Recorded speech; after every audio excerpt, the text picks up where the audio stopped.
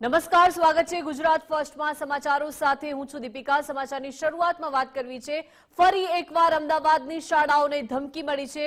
શહેરની 3 શાળાઓને બોમ્બથી ઉડાવી દેવાની ધમકી મળી છે। બોપલની ડીપીએસ સ્કૂલ, નવરંગપુરાની સંત કબીર સ્કૂલને ધમકી મળી છે, તો ઘાટલોડિયાની કેલોરેક્સ, વસ્ત્રાપુરની સ્વેમ સ્કૂલને પણ ધમકી મળી છે।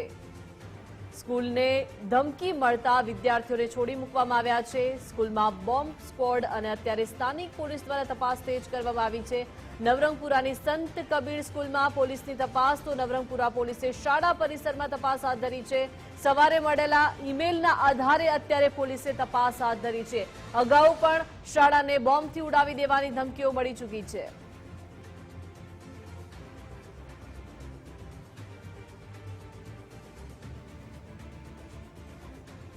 સેન્ટ કબીર સ્કૂલથી રીમા દોશી લાઈવ જોડાઈ ગયા છે। રીમા, અત્યારે ત્યાં સ્કૂલની કેવી પરિસ્થિતિ છે અને સંચાલકો તરફથી કોઈ નિવેદનો સામે આવ્યા છે?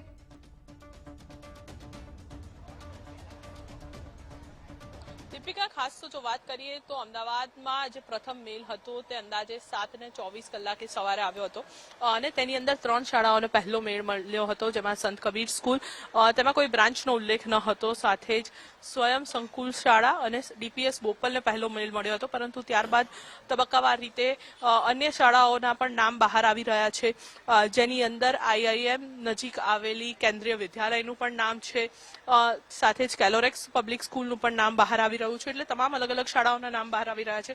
ત્યારે અત્યારે સંત કબીર સ્કૂલની બહારના દ્રશ્યોની જો આપણે વાત કરીએ તો તકેદારીના ભાગરૂપે શાળામાંથી તમામ બાળકોને રજા આપી દેવામાં આવી છે। તમામ વાલીઓએ છે તે થોડાક સમય પહેલા જ અહીંયા દોટ મૂકી હતી, પોતાના બાળકોને લેવા આવ્યા હતા।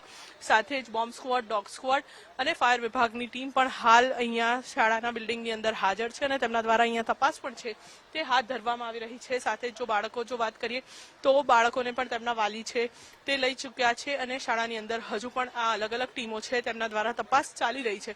ખૂબ જ મહત્વપૂર્ણ કહી શકાય કે જે રીતે ધમકી ભરેલો મેલ મળ્યો હતો તેની અંદર એક ક્યાંક ઉલ્લેખ પણ છે, જે મેલ છે તે ખાલિસ્તાન બાંગ્લાદેશ તરફથી ક્યાંક મળ્યા હોવાની પણ વાત છે તે સામે આવી રહી છે અને 26 જાન્યુઆરીએ શાળાની અંદર તિરંગો નહીં લહેરાવવાની વાત છે તે કરવામાં આવી રહી છે। તમામ બાળકોને અહીંયાથી લઈ જવામાં આવ્યા છે, પરંતુ થોડોક સમય શાળાની બહાર અફરાતફરીનો માહોલ છે તે જોવા મળ્યો હતો અને હવે જે રીતે નવી શાળાઓના નામ સામે આવી રહ્યા છે તે તમામ શાળાઓમાંથી પણ બાળકોને લઈ જવાની સૂચના છે તે શાળા સંચાલક તરફથી વાલીઓને આપી દેવામાં આવી છે। જી રીમા, આભાર વિગત સાથે જોડાયા તે બદલ। ત્યારે સવાલો થઈ રહ્યા છે કે આખરે વિદ્યાર્થીઓના દુશ્મન કોણ છે, કોણ આ ધમકી આપી રહ્યું છે, કેમ કે વહેલી સવારથી જ જે 3 થી વધુ શાળાઓ છે તેમને ધમકી મળી છે અને અત્યારે વિદ્યાર્થીઓની સુરક્ષાને ધ્યાનમાં રાખીને તમામ વિદ્યાર્થીઓને વહેલા છોડી દેવામાં આવ્યા છે। વાલીઓને મેસેજના મારફતે ઇન્ફોર્મેશન આપવામાં આવી અને વાલીઓ તાબડતોબ વિદ્યાર્થીઓને લેવા માટે શાળાએ પહોંચ્યા અને 3 શહેરોને અત્યારે બોમ્બથી ઉડાવી દેવાની ધમકી મળી છે તેવા સમાચારો છે।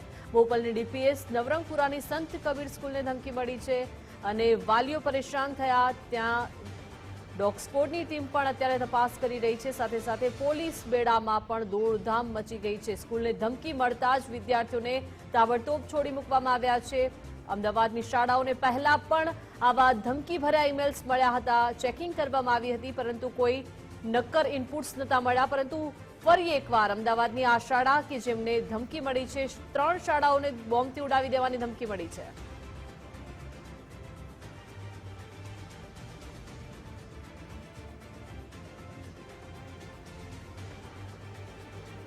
તો સંત કબીર સ્કૂલથી સચિન કડિયા સંવાદદાતા લાઈવ જોડાઈ ગયા છે। સચિન, આખરે વિદ્યાર્થીઓના દુશ્મન કોણ છે, કોણ ઈમેલ્સ આપી રહ્યું છે અને સંત કબીર સ્કૂલની બહાર કેવા દ્રશ્યો છે, કેવો માહોલ છે, સંચાલક તરફથી કોઈ નિવેદન?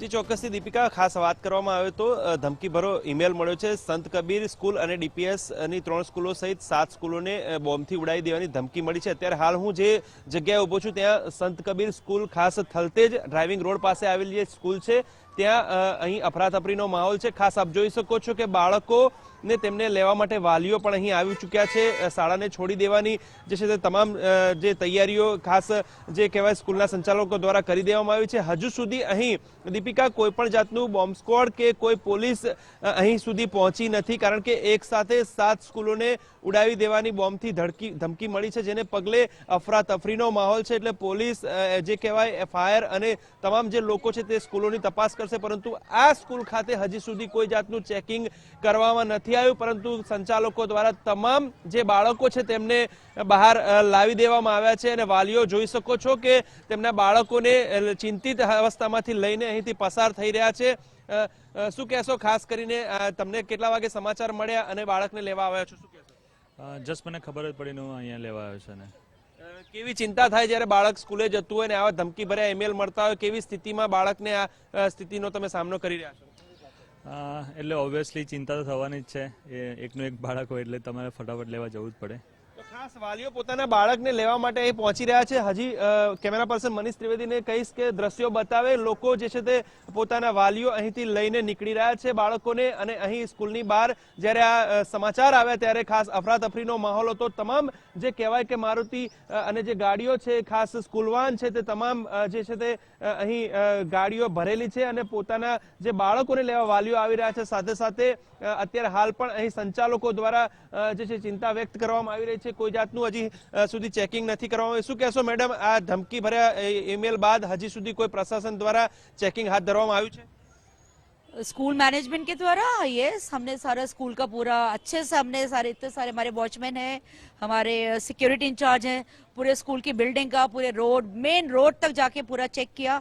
अंदर भी बहुत अच्छे से सारा चेक किया और उसके बाद हमने एक पेरेंट्स को ब्रॉडकास्ट मैसेज दे, क्योंकि टीवी पे तो फ्लैश हो ही गया था, तो हमने पेरेंट्स को एक ब्रॉडकास्ट मैसेज भी दे गया कि डोंट पैनिक, आप लोग आराम से, बच्चे हैं सेफ है हमारे साथ, हम सब लोग स्कूल के अंदर बच्चों का ध्यान रख रहे हैं और आप लोग बच्चों को आके ले जाइए.